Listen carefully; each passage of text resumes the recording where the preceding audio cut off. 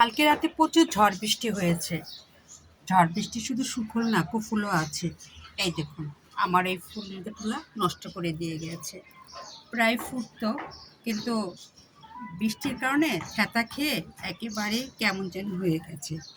এই দেখুন, কারণ কতদূর ফুটবে আমার জানা নেই, তবে আশায় আছি।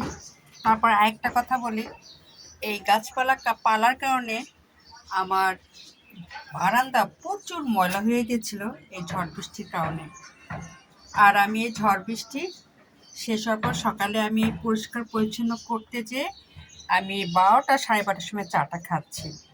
কারণ গাছ পারলেই হয় না, গাছ পারলে তার যন্ত্রণা পোহাতে হয়, তার ঝামেলা নিতে হয়। আর এই গাছগুলো, মাটির গাছগুলো থাকাতে, জীবন্ত মাটি, জীবন্ত গাছ থাকাতে ঝড় বৃষ্টি হলে এই বারান্দাটা খুব ময়লা হয়। এত ময়লা হয় যে আসলে আর কি বলবো। তখন নিজেই পুরা বালতিতে পানি নিয়ে পরিষ্কার পরিচ্ছন্ন করে তারপরে এত সুন্দর দেখুন ঝকঝকে করেছি। এই দেখুন। আর এই কারণে চাটা আমি খাচ্ছি এখন। এখন আরেকটা বারান্দা আপনাকে দেখায়, চলেন। সেটাও খুব অপরিষ্কার ছিল, আমি ওটাও পরিষ্কার করেছি আজকে সকালে। কারণ দুই বারান্দায় আমার পরিষ্কার রাখতে হয়, ঝকঝকে চকচকে। আর একটাই কারণ, আমার দুই বারান্দায় প্রচুর গাছ, আর এগুলা অরিজিনাল মাটি। আর ঝড় বৃষ্টি হলে এই মাটিগুলো কি বাতাসে সব নিচে পড়ে সেই খারাপ হয়ে যায়, বারান্দাটা খুবই নোংরা হয়ে যায়। আর এই কারণে আমাকে কি করতে হয়, ঝড় বৃষ্টি হলে বালতিতে পানি নিয়ে এসে খুব সুন্দর করে পরিষ্কার করতে হয়।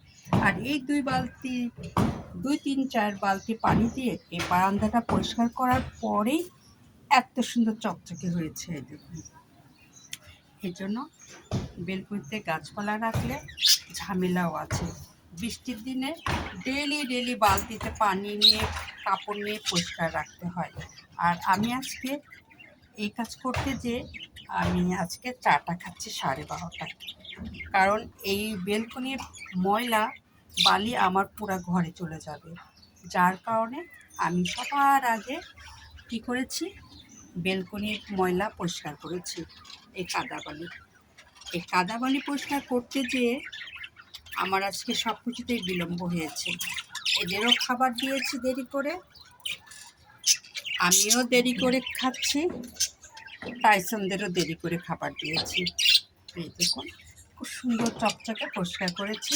ঝড় বৃষ্টি কাল রাতে হয়েছে, সারা রাত বৃষ্টি হয়েছে, আর এই কারণে আমারও পরিশ্রমটা যথেষ্ট হয়েছে।